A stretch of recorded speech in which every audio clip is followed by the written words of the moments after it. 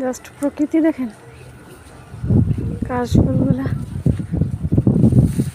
প্রতিটা সংসারেই কিন্তু একটা না একটা ঝামেলা থাকেই।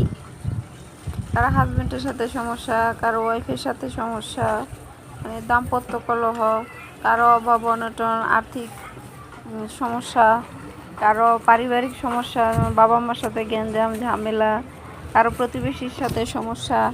সব কিছু মিলে কেউ কিন্তু ভালো নয়, অশান্তি আর অশান্তি। পুরো পৃথিবী জুড়েই কেবল অশান্তি আর অশান্তি, মানে মনে শান্তি নাই।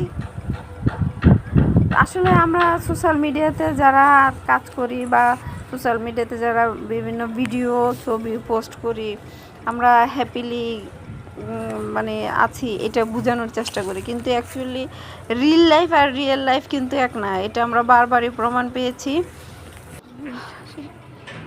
কতগুলা ঘটনা ঘটেছে, যারা সোশ্যাল মিডিয়াতে খুবই অ্যাক্টিভ ছিল, কিন্তু খুব হ্যাপি কাপল ছিল, কিন্তু শেষে দেখা গেছে যে সুইসাইড করতে হয়েছে। এরকম অনেক ঘটনাই তো ঘটতেছে সামনে, আমরা দেখতেছি। তো এই সব কিছু থেকে বের হয়ে এসে যদি আপনার প্রকৃতির কাছে যান, দেখবেন মনটা ভীষণ ভালো হয়ে যায়।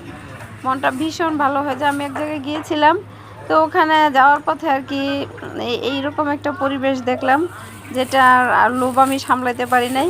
এখানে আমি মানে দুপুরে রৌদ্রের মধ্যেই এখানে আমি অনেকক্ষণ যাবৎ হাঁটলাম। বাতাস ছিল, বাতাসে আপনার ইয়েগুলো দুলতেছিল।